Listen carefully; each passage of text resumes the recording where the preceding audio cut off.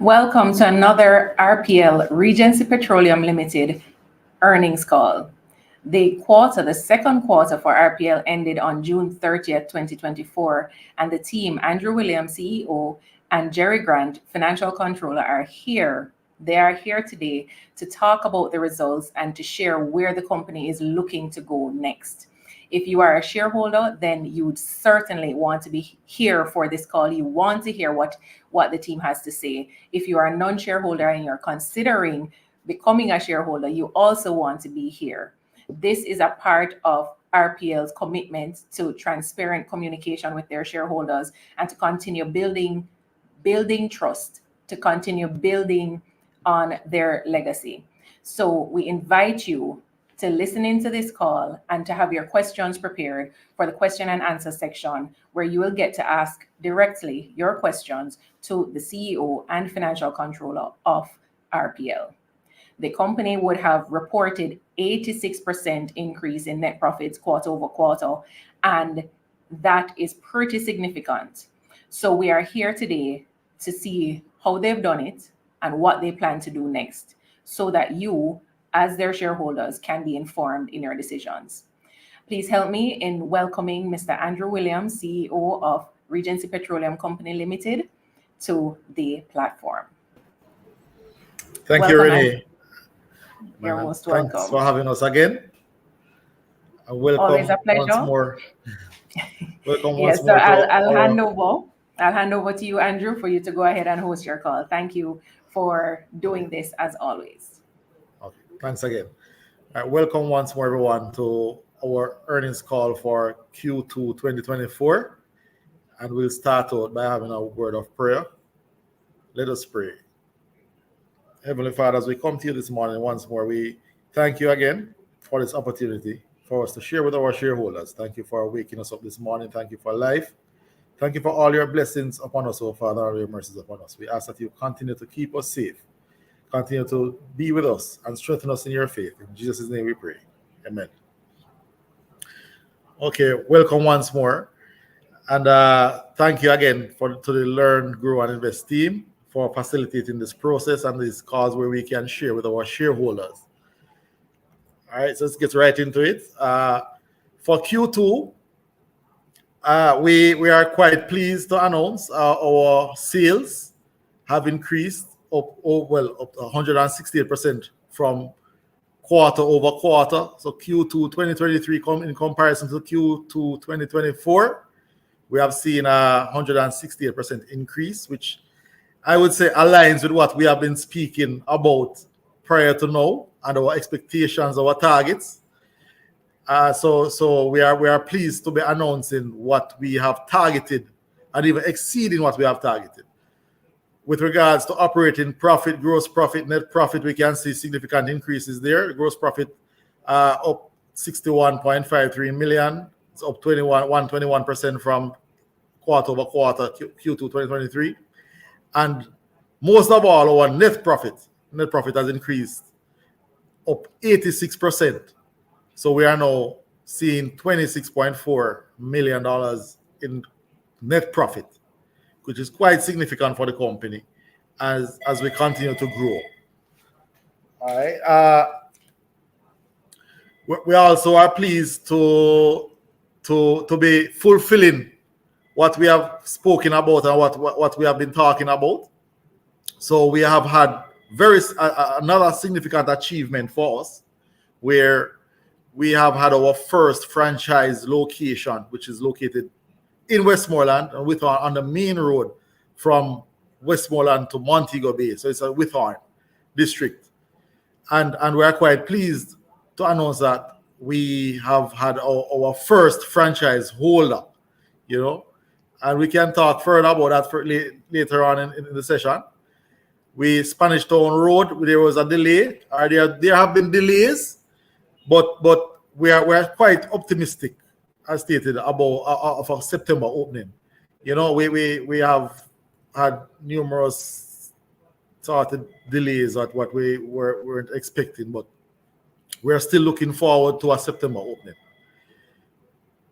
Our revenue increased 144% to $886 million. our total expenses rose by 164%, landing at 66.62 million.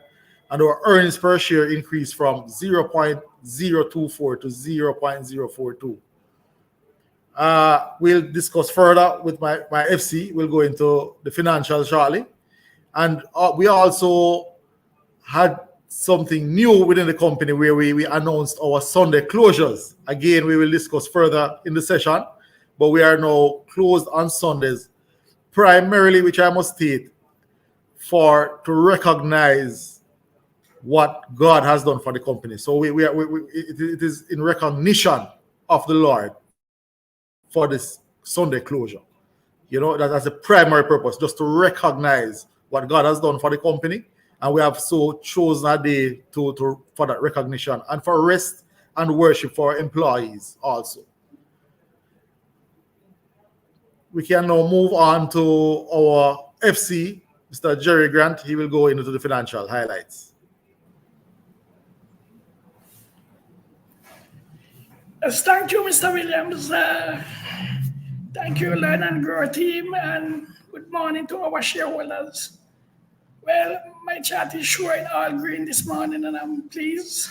Operating revenue up 168%, as we have mentioned before, which has brought our second quarter figures to 481 million.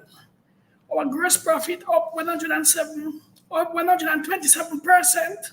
That's a significant increase, bringing our gross profit from 27 million in previous quarter to quarter two of this year, 61 million. Our profit before finance costs, that also increased significantly, 93%. It's now reflecting 28 million. Profit before taxation, 86% change, positive, showing a 26 million for quarter two, 2024. And our net profit, 85% increase, significant increase. So our net profit is now reflecting for quarter two, 26 million. Okay, this is a representation of what I was expounding on previously. That's a chart. Could go to the next slide. Okay, our balance sheet is looking pretty healthy also. Our cash resources is reflecting a 19 million. Previous quarter it was 13 million, so that's an increase. Our property, plant and equipment, significant increase also due to our investment in the gas station. It's reflecting of 431 million. In 2023 quarter two, it was reflected 348 million. Our accounts receivables, 130 million. It's now reflecting 123 million. It's trending down. I must reiterate that a significant portion of our accounts receivables would have include a portion for deposit and lease. So we are managing our trade receivables diligently, and it's not a matter of concern to us at this moment. Our long-term borrowing in 2023, that's last year, it was just reflecting tranche one of the bond, 92 million. Current quarter here now is reflecting the full portion, which is 215 million. So that's an increase. Our accounts payable, significant increase. And again, that would have due to the additional gas stations that we have opened. So that is in line with business and growth of the operation. Okay, we are just looking at a graphical representation of what we just expounded. Okay, our cash flow from operation is trending down. The outflow is trending down due to our increase in cash earnings from the operation. It was 77 million. Outflow 2023 is coming down to 36 million. So we are looking towards a positive figure in the near future. Cash used by investing activities, 96 million in quarter 2023.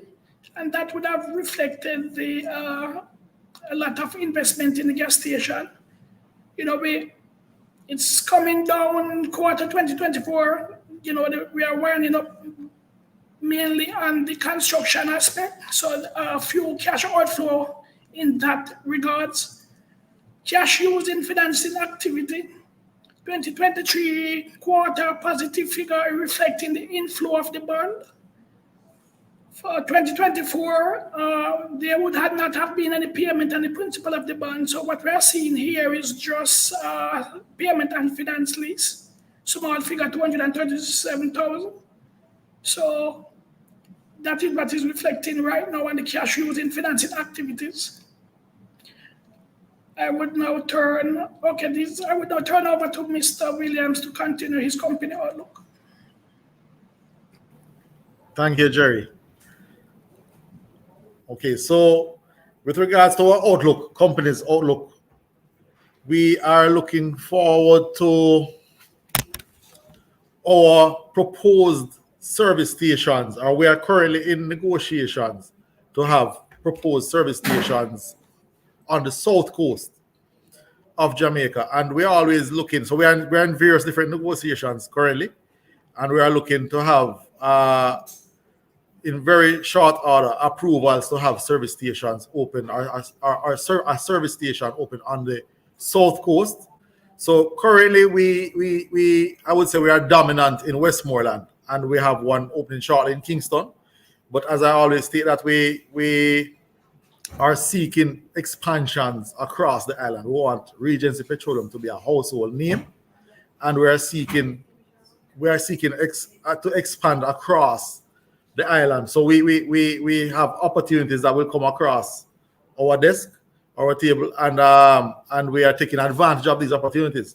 So we are looking to expand on the north coast and on the south coast. But currently, in the short term, our outlook is in regards to our expansions, and we always invite. We have had recently our first franchise holder. We're looking forward to others to come on stream and come on board, and join the Regency team or join the Regency company, because we are a Jamaican-owned company, and we want our Jamaicans to benefit, our Jamaican businesses to benefit, our Jamaican service stations to benefit. So we invite companies, individuals, businesses to come on board and join us, in this industry. So we're talking about both for automotive fuels and LPG cooking gas. But currently, our outlook is with regards to expansion on the automotive retail side of our industry, of our business, and we are looking forward to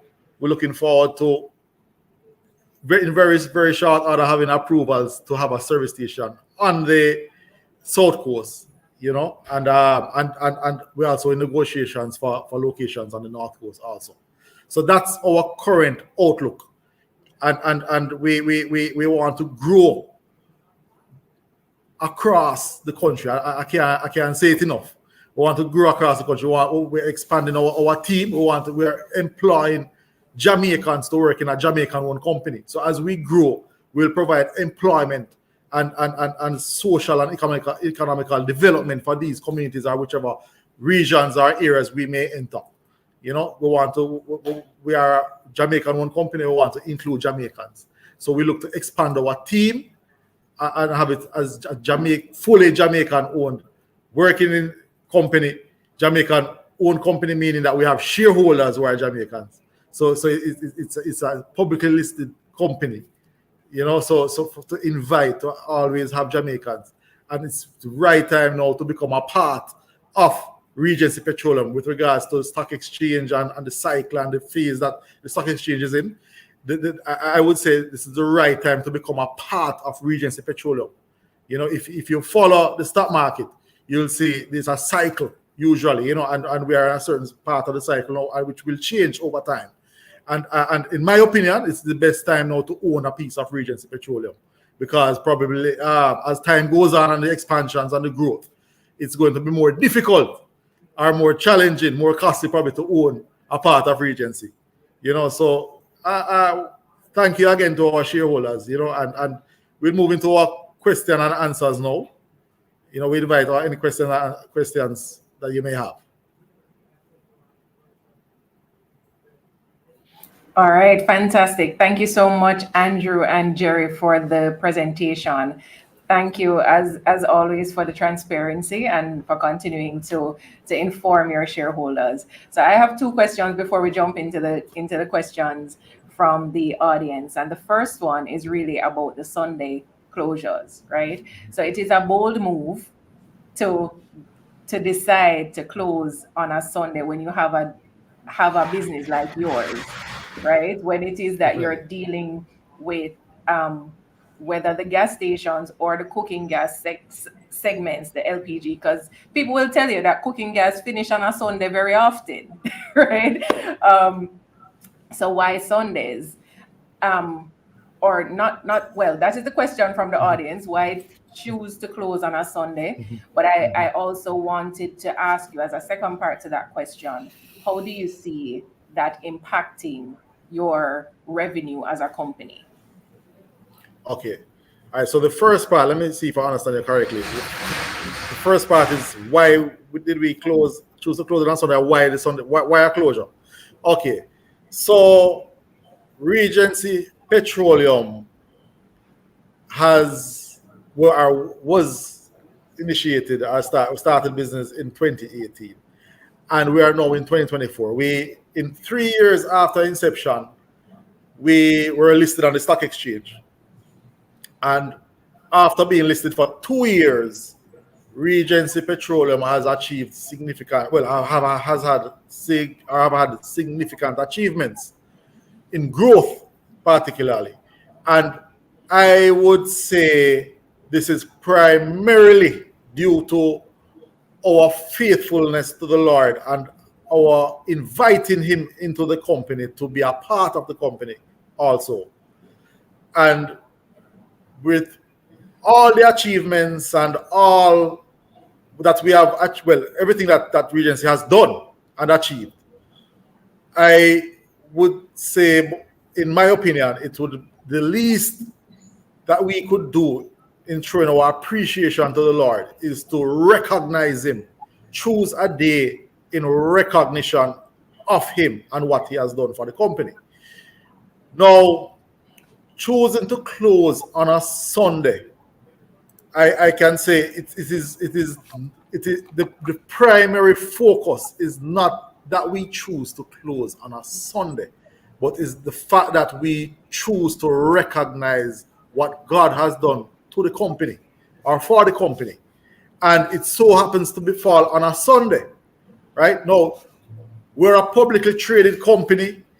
Profits are very important, are significant within the company and to our shareholders. So it's an evaluation process. Now, we try to balance, which is a balancing act for us. So we look, and Sunday would have been, within the industry, Sunday would have been one of our least profitable days, for argument's sake. It's not as busy as a day in the week. So with all these evaluations, I would say, all right, we're going to choose a day and try to balance what we are doing as a profitable company or to be a profitable company and to also recognize what God has done. We decided to choose to close and recognize the Lord on Sunday. So it is not, it is basically after doing some due diligence, some evaluation, some assessments to try to balance both profits and to recognize the Lord for what he has done, because he has really done a lot for the company. And especially in these times where we have many challenges economically, socially, just worldwide, globally. What we are seeing now we have never seen it before. I have never been seen before from our ancestors, gone by. So what we are experiencing now in this world, the whole entire world, the operations, the global markets, whatever, socially, what we are seeing, we have never seen it before. You know, and it is my opinion that as a Christian-based company, we need to make a stand.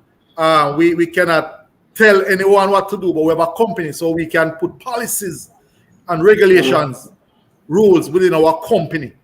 And so in order to play our part, we have set certain policies and regulations and rules.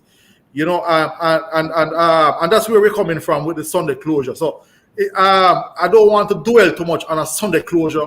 I think that probably I don't know that's what we are dwelling on a lot, Sunday closure. But what we should focus on is the fact that we are taking a day to recognize what the Lord has done for us, and also our staff members.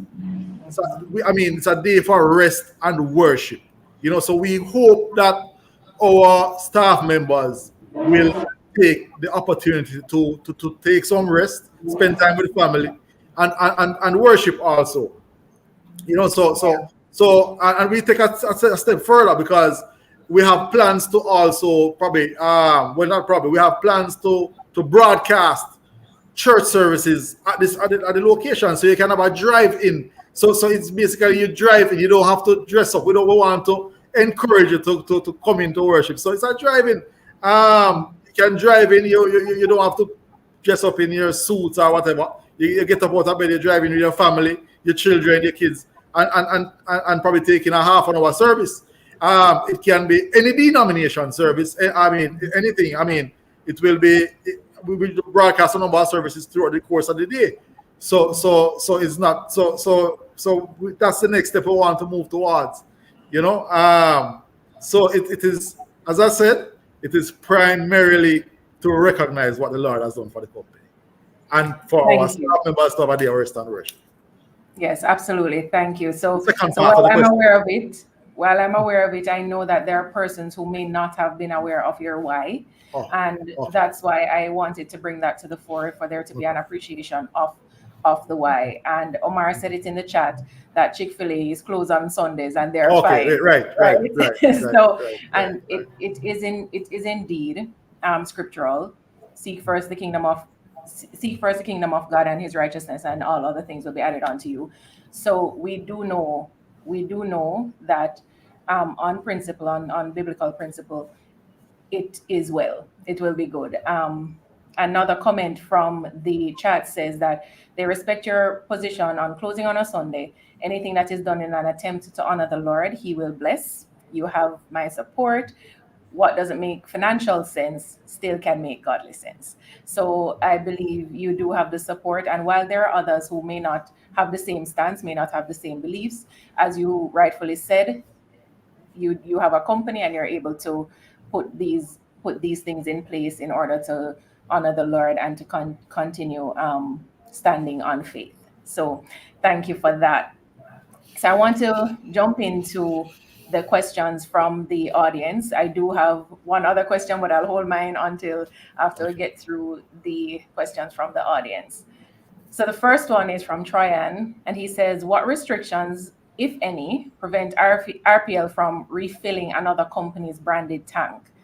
Is it against any law to keep those other tanks for a prolonged period before returning them? Okay, so yes, there are restrictions for companies, marketing companies, not to refuel other branded tanks. I would say it's a MOU that we would have, where there's understanding that we are not supposed to fill other. Requests can be made within marketing companies in certain situations, but the norm or the understanding is that marketing companies should not. And you can understand why, because when it comes down to household cooking gas in particular, the 25 pounds, the 100 pounds, 30 pounds, they are quite costly for a marketing company to invest in. As I always speak about the capital expenditure on the LPG, especially household cylinders. It's quite costly.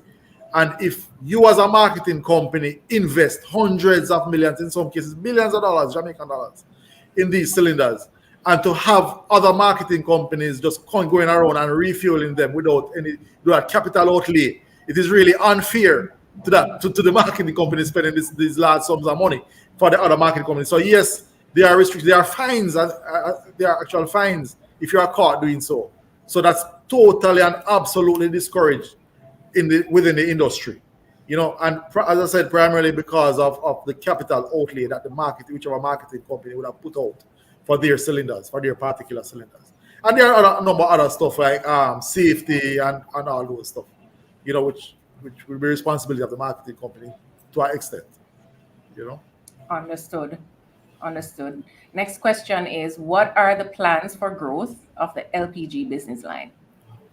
We have certain strategies in place for the LPG. It has been growing. If you look at our financials, you'll see growth in the LPG, but we are growing the LPG organically. Again, due to the capital expenditure, we have to be prudent in our spending and our capital, especially on capital. So currently, our focus will, in terms of our significant capital expenditure, our huge expenditures would be towards service stations.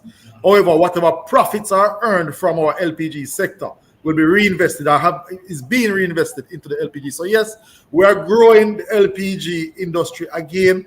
There are huge challenges, many challenges with the LPG industry with regards to the household. So we are growing the bulk because we are all across. We have the infrastructure in place to provide bulk petroleum across the island. So we are marketing our bulk petroleum across the island. We are doing some marketing currently, and we are doing some employment. So we're seeking employees now for Kingston sales representatives in the corporate area. So for the bulk petroleum primarily. So we are focusing on the corporate area currently because a huge market there with regards to bulk petrol cooking gas. So that's where we're growing now. That's where we are heading towards now, the corporate era. We have our Just Gas franchise agreement that we had last year as part of this growth, our entrance into the corporate era. But the market is huge, so we want, and the market share is there for us to get our part off. So we want our share of the market in Kingston when it comes on to bulk. So we are growing that for the household. We grow it organically. We as profits grow, we reinvest into the company, purchase cylinders, as you can see, and our balance sheet, our asset has been growing with regards to our cylinders. Yes, so that right. So thank you for that. As a follow-up, there was another question about the status of the Just Gas partnership and if that is producing the expected results. Yes, well, for Just Gas, it is. We are seeing some.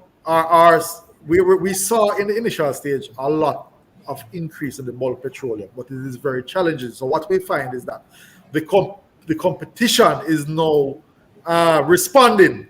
So yes, we set out. I don't know if we ambushed them. I don't know if that's the word, but they probably didn't expect us. Because what we did is pioneer a new strategy within the industry, because this hasn't been done before. I can reiterate that Regency is always, I would say, a pioneering company also, so we always come up with new strategies and employ new strategies to expand and just within the industry. So this was one of them. And what we might see now, so we saw in the initial stage a significant growth in the LPG, but it's basically leveling off now. So we're trying to maintain market share and grow as much as we can grow in response to the competition responding to what we have done. Absolutely. There will always be that need to adjust to whatever is happening in the market. Right. And as you entered the market, they had to adjust and know that they've adjusted. You need to readjust. Right, so we need to readjust. We understand the dynamics of just business in general. So kudos to the RPL team for continuing to innovate and pioneer. Yeah. And we're sure that we'll see more coming from you. So I feel like this is just a three-part question. The question is, the community is asking, are there any new strategic partnerships on the horizon? Well, currently, no. we are open to new new companies coming on board. We're open to other franchises similar to Withon. They can take many. It can come in many ways, different ways. So currently now what we have on the horizon now is what I mentioned about being open. We're hopeful about a new service station approval on the south coast, and yeah, that's basically on the horizon now, and we are in negotiations on the north coast also. Okay, awesome. And as you mentioned, that franchise station, that was indeed my second question. Why that location? It's no secret that it was branded with different marketing companies previously. So what is different about RPL? What will make it make sense for you? All right. RPL has policies in place that are quite different from I would say the traditional marketing companies are our competition. So we set out. We can remember now. We always get these questions. What makes you different from the other marketing companies? And I can't let out too many or too much of our secrets, really. But as we can see, we are obviously different from the other marketing companies as based on our growth and based on what we have seen, especially with the Withon service station. And they basically gravitated towards Regency based on our policies that we have in place and how our operations. They admired our policy, they admired our growth, and why we entertain them. The location, first of all, is an excellent location. It's on the main road, on a main thoroughfare from Westmoreland to Montego Bay. We will be visible. Regency will be quite visible. So we will be out there, as a marketing strategy also. And yes, we have our policies in place that our new franchise holder had met these policies and has agreed to these policies. So we were anxious to enter into this agreement, and we look forward to a fruitful relationship. Okay, thank you for that. Awesome. So we're looking forward to see the fruit of that, and I'm sure that by our next earnings call, you'll have some numbers for us, right? Right. Sure. Right. Definitely. All right. So Omar is asking if dividends are on the way. Well, dividends are definitely on the way. Our policies has always been for us to, when we're at that point, to pay dividends. So currently, because as we grow and we gain these profits, we want to pay dividends, but there's always something new as a growing company coming on the table, and we want to keep our options open with regards to financing of these projects. So we will target a certain profit for a certain quarter, but during this time we say, okay, from this profit we'll be able to do some dividend payments, where we discuss it amongst myself and the FC and the accounting team and the board, because the board is quite strict on that, on our dividend policy. They encourage that, definitely encourage the dividend payments. But some always along the line, as a growing company, something comes on the table where we want to keep our options open. So yes, dividends I would say is on the way. I don't want to state a particular time, but it's definitely a policy of ours. Okay. All right. Thank you for that. So we're going to continue with the questions. What is the size of the RPL team now, and how is that team expected to grow? Well, prior to our IPO in 2022, our staff complement was quite small. I can tell you that we have probably more than 5 or 6 times the amount that we started out. So we started with I think 15 employees. We are now with the 3 service stations and what we are now 77 employees. No, 77 now. with all our locations, and we are looking to increase that with the opening of Kingston very soon. And if we get those approvals for the other service station, we just gradually increase. And we want, as usual, we employ from our communities. Yes, and we would have seen where in your Q2 report you would have highlighted some of the positions that are being employed right now, and also those are available on your social media platforms, correct? Right, correct. And on the website. And the website, right? So for those who are listening and watching and maybe interested in what those positions are, then please do go and check those out. So Dominic is asking, and I think Jerry, this is your time to chime in. Dominic is saying, given the cash position of 19.27 million and the ongoing investments in new service stations, what measures are in place to ensure adequate liquidity for operational needs and future expansions? Okay, well, basically, for each expansion, for each project, we would have looked at the total cost and see how best we can find financing for that. So we have our financier that we basically would have discussion with to see each project, what the cost and how we are going to finance it, either by bond, by getting a loan from the financial institution, whatever method. So that would have been a matter that we would have undertaken with our finance team, and make a decision. And so each project is looked at separately. And just to add to that, remember we are growing. So previous to this earnings call, I'm saying that we wanted to have these service stations operating so we can actually see a real cash flow and retain earnings from these, the profits from these 3 service stations. Delays in Kingston. So we won't be taking on any major capital expenditure for the next, I would say, 12 months. Right, Jerry? We won't be taking on any major capital. So we want to see what our profits are. So we want to have these service stations completed and experience these profits for at least, say, 2 quarters. And then we will know how we move forward. So we are expanding, yes, but our expansion currently is not going to involve any huge capital expenditure for us to take out a bond or a loan to construct a service station per se. We don't anticipate that for the next, or target that for the next 12 months.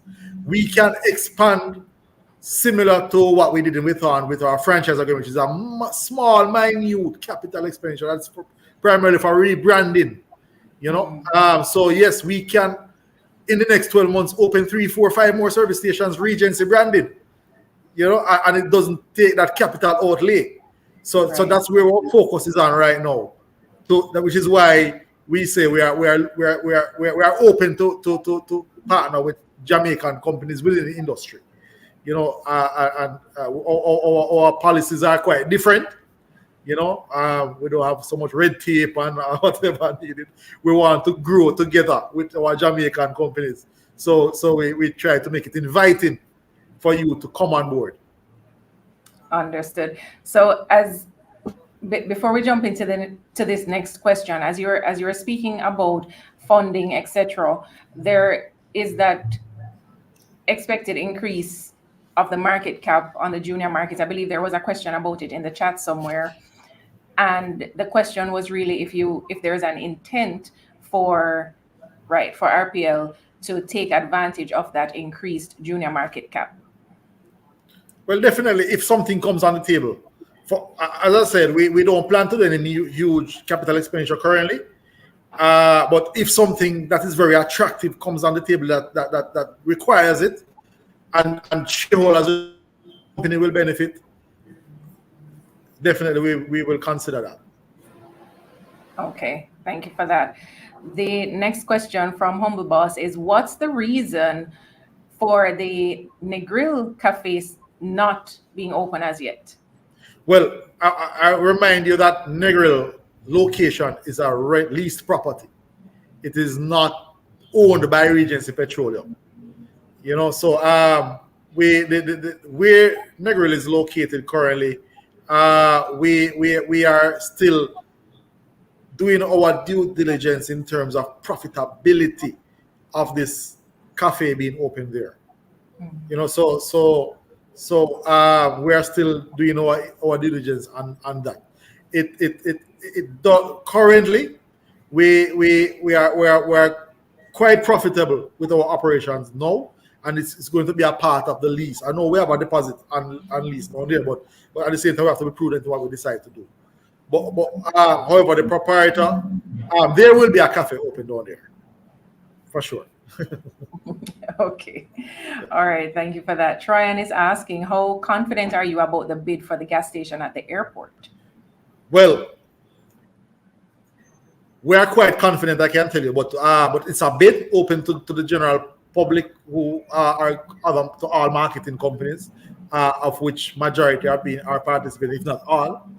So we are going to put out our best foot, and we are hopeful.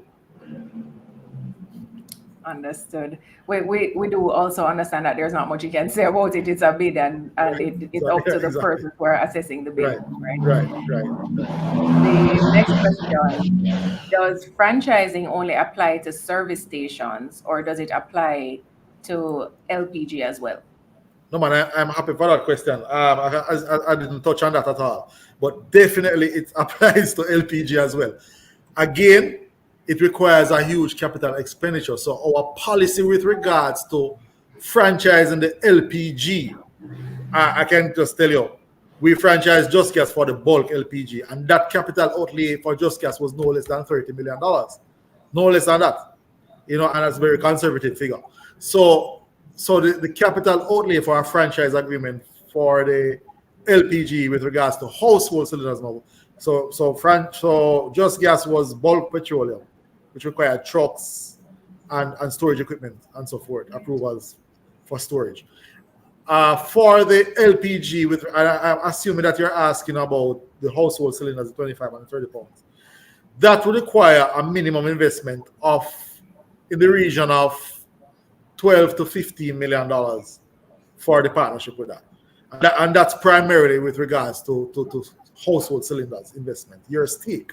So you'd have to put a stake in household cylinders, and we will give you the support in terms of pricing and otherwise we can enter into an agreement. So yes, it's open, but because of the capital outlay, if you are already in the business and you want to become a part of the team, you can visit us, send us an email and let us know. But we are definitely open to franchise at the LPG, and there are many different variations of type of franchise that we can have, different levels.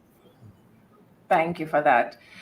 Tryon is asking, what is the timeline for the opening of the next gas station? I think there were a few persons asking that same question.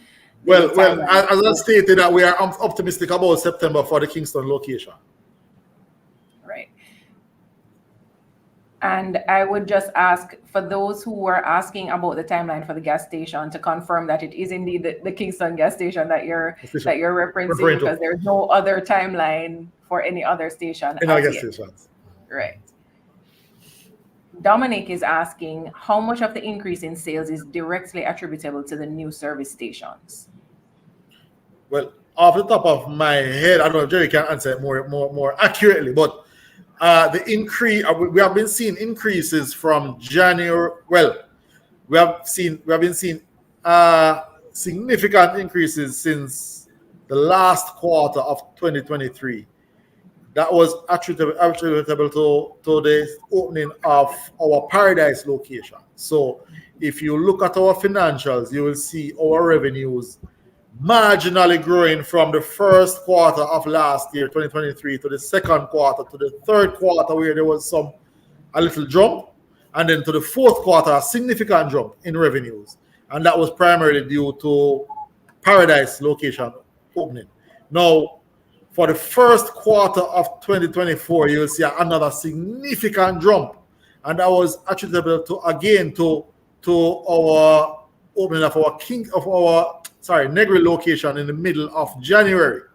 So you'd have March and February and a half of January included into those revenues.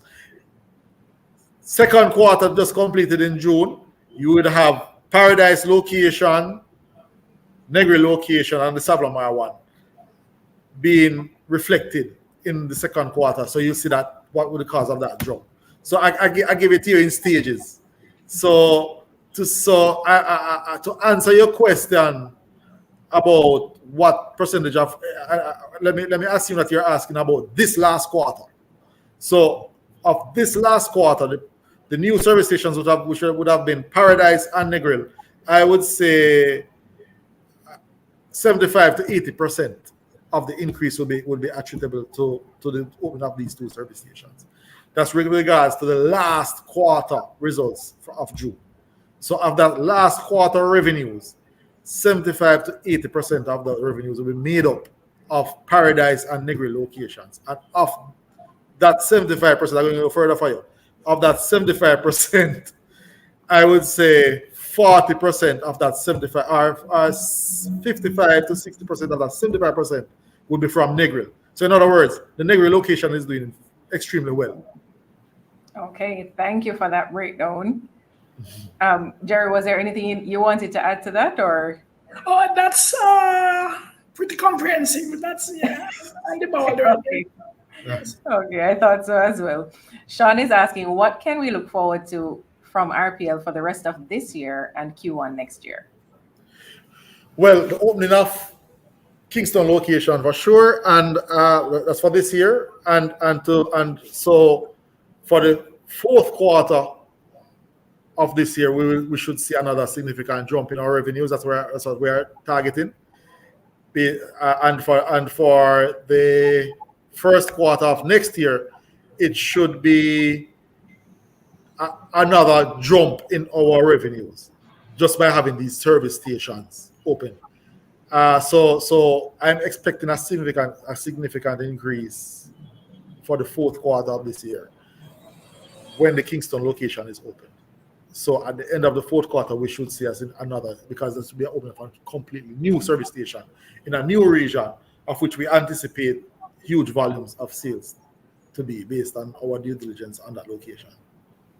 Understood. Thank you for that. The next question, I believe this was from Philip. How much of the Q2 revenues are due to LPG, and what % of profit is attributable to that part of the business? All right, Q2 revenues, Q2, because the revenues are so high in Q2, the percentage of that would have been, of the Q2 revenues, would be in the region, I'd say 25%.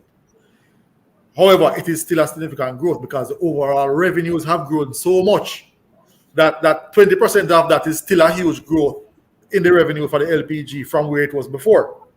So Jerry, can go ahead. Yeah, let me butt in here. It used to be in that region, but because this gas station has opened now, the revenue as a percentage that is attributable to the LPG got much smaller based on the huge volume of sales with these opening of the gas station. So the percentage gone down to like 7-8% there because of these volume of sales with the new with the new stations. Right. Okay, so it was 25.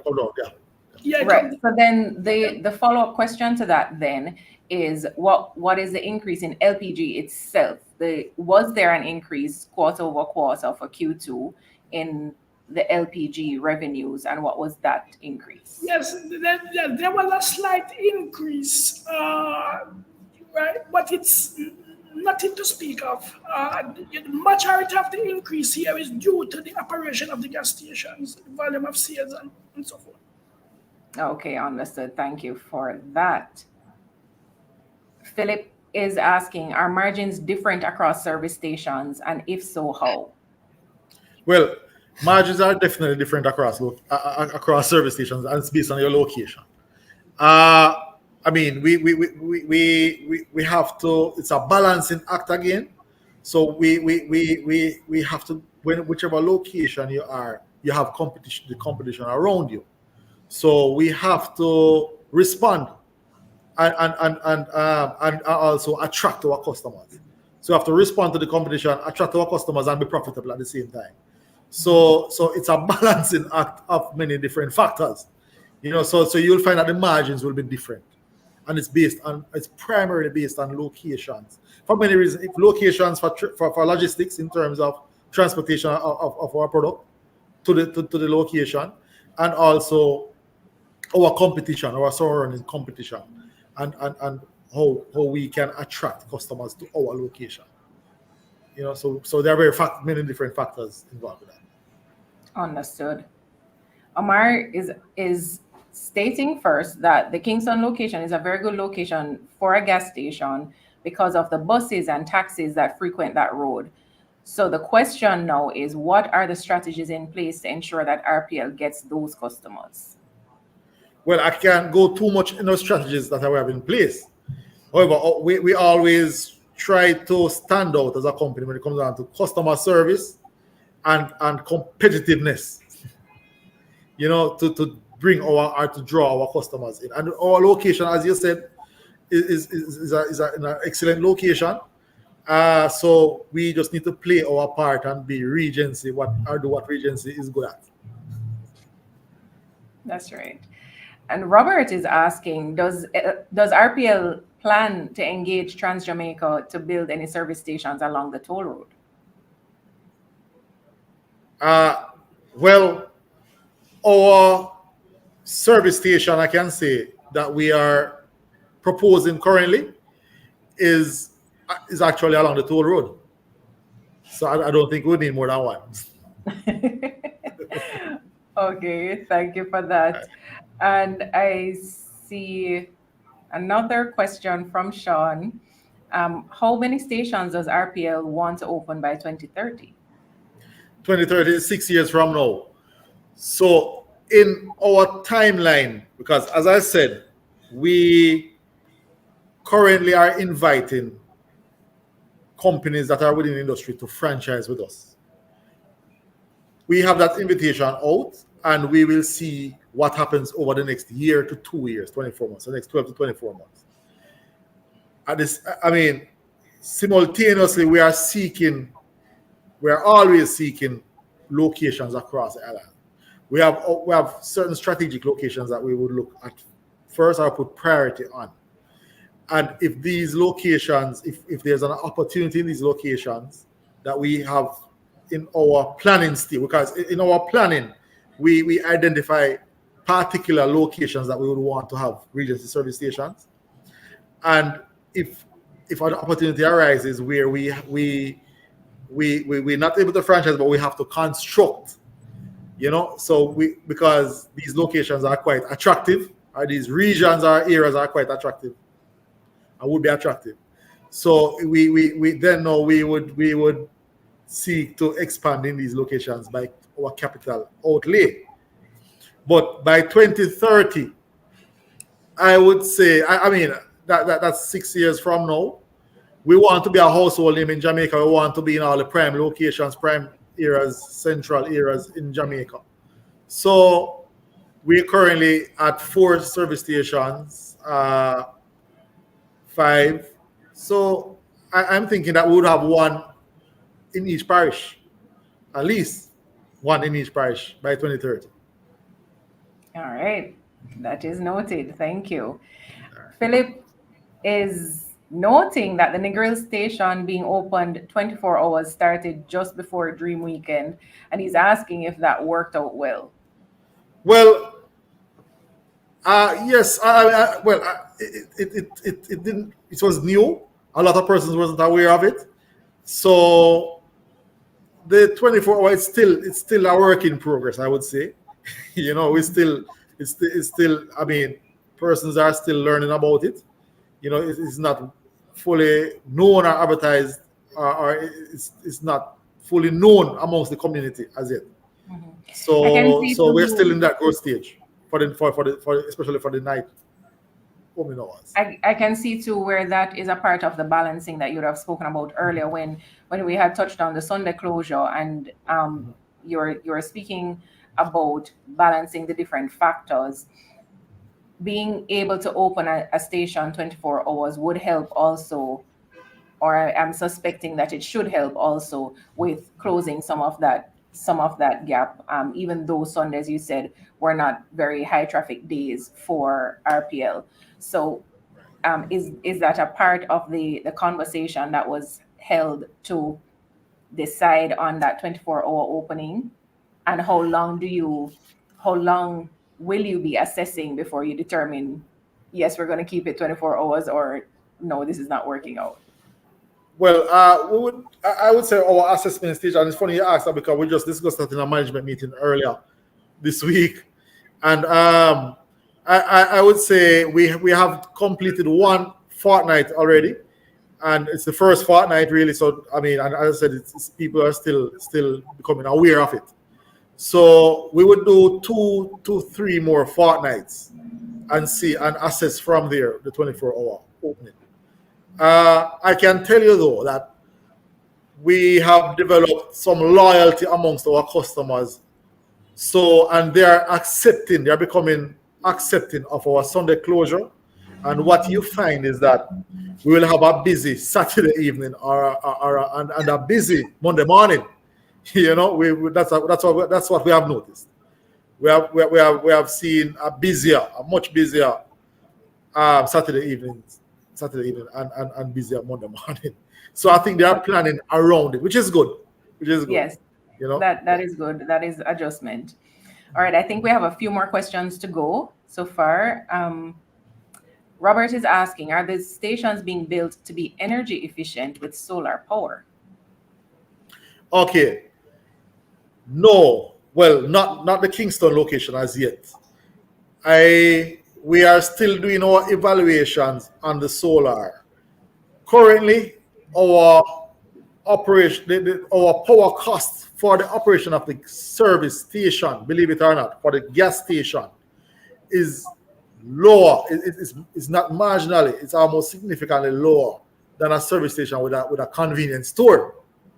So the power cost to operate a service station, the gas station only, is not that significant. And when you talk about sustainability or effectiveness when it comes on to direct power from our power company, and say for example a standby generator, we find it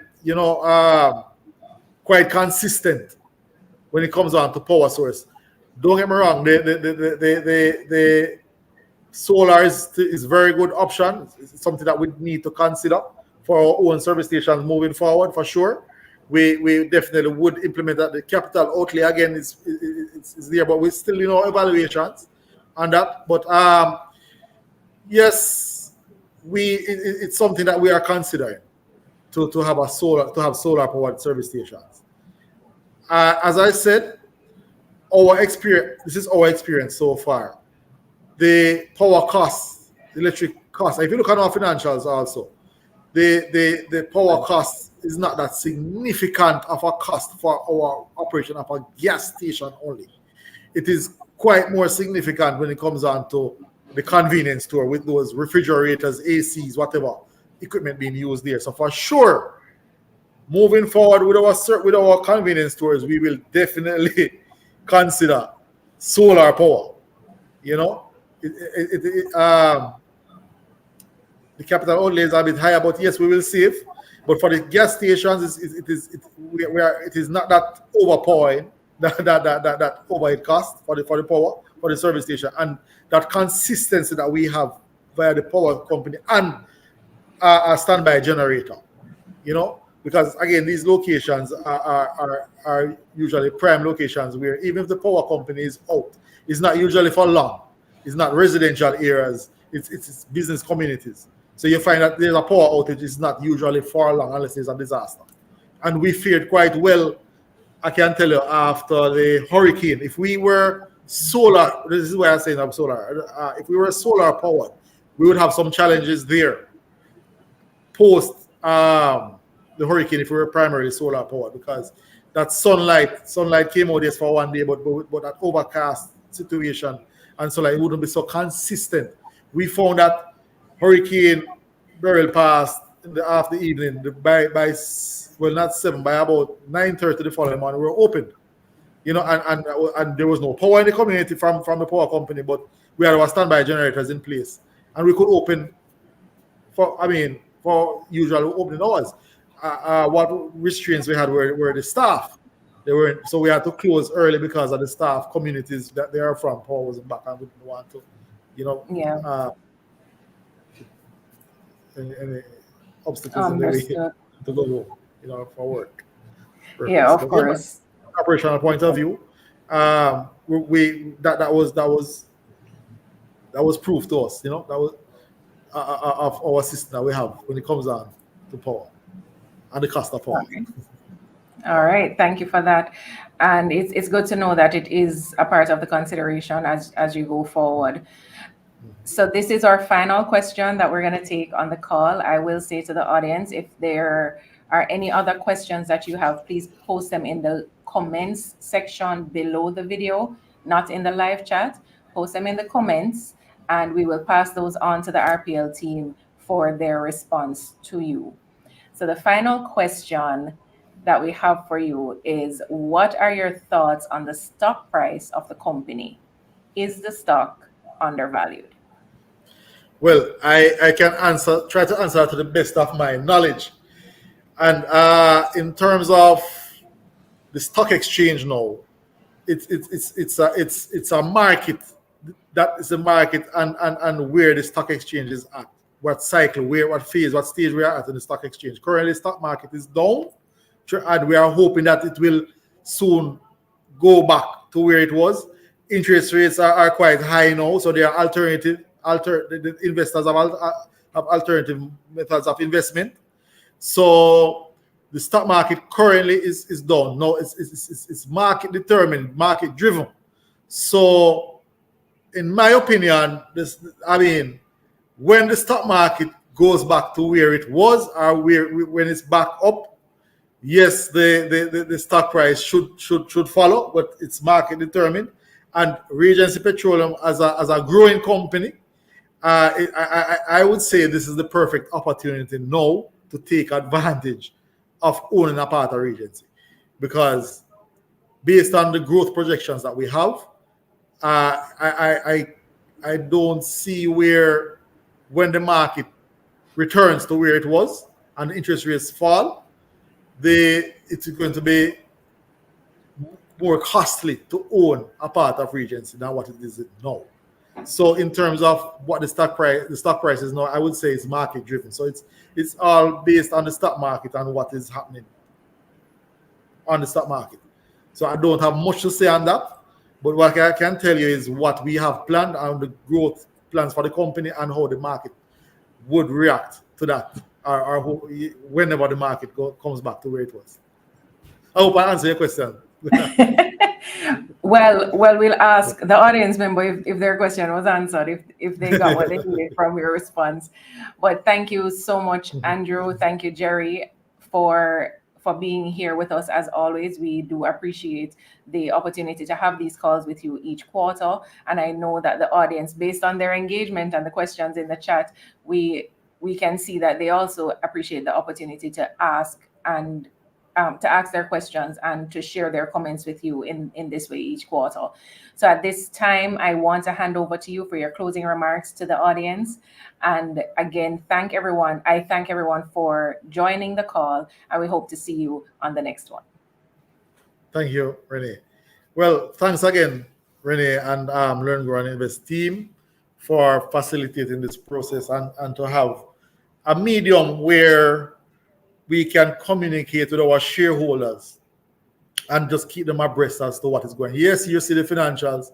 Yes, you see Regency out there in the media and the news, and you see what we have been doing. But it's good to know that we can communicate one-on-one with our shareholders or just the investing public who have interest within the company. So we are happy that this platform is here for us to take advantage of and for us to communicate with our shareholders and the general public. Now, Regency Petroleum, over the past four years of operation, we have been seeing significant growth. We have been experiencing currently what we have been targeting and what we have discussed and disclosed. And based on our projections that we have made in the past, we are now experiencing, and we continue to experience these growth in revenue and profits. We expect in the future to be a household name, as I keep saying, and we look forward to continued growth within the industry. We look forward to continued gain of market share within the industry, and we, as you all know, we are in both sectors within we are in the automotive fuel, retail and bulk, that's wholesale, and we are in cooking gas, retail and bulk. We started out primarily as a cooking gas company, and we then diverted and aligned ourselves with the automotive fuel industry, retail and bulk. So for Regency Petroleum, we have a lot to look forward to. We are looking forward to continued growth across the island. We want to be across each and every main central location, our parishes, our centers within Jamaica. We want to be known as the household name for cooking gas. We want to be known for household name for automotive fuel. We continue pioneering different strategies and different models, different policies that we hope to continue putting in place for the betterment of the company, the country, the communities, both economically and socially. We want to see Jamaica grow economically and socially amongst our communities. We are entering the corporate era very soon, and we want to put our footprint there. We want to put our mark in the corporate era. We want the corporate era to experience what we have to offer and what the Western region has been experiencing so far. We plan to bring our product there, and we are anticipating our opening in the corporate era. Now, another landmark, another achievement for Regency. And we have other proposed locations being negotiated currently. So I would say to our shareholders, to the investing public, to Jamaica, and to our citizens watching, follow Regency Petroleum. We are on a growth path, on a growth trend. We have been growing. We want to grow our country, and we are inviting individuals, companies, businesses within the industry to come on board and grow with the company. We can enter various different conversations for growth, and we look forward to what the future has for us. And as always, we put our company and the future plans of our company to God first, and He will lead us through with our faith in Him, and we have our confidence in Him. All right. So thanks again for allowing us to share with you, and we're looking forward to the next earnings call where we can have more good news. Thanks again.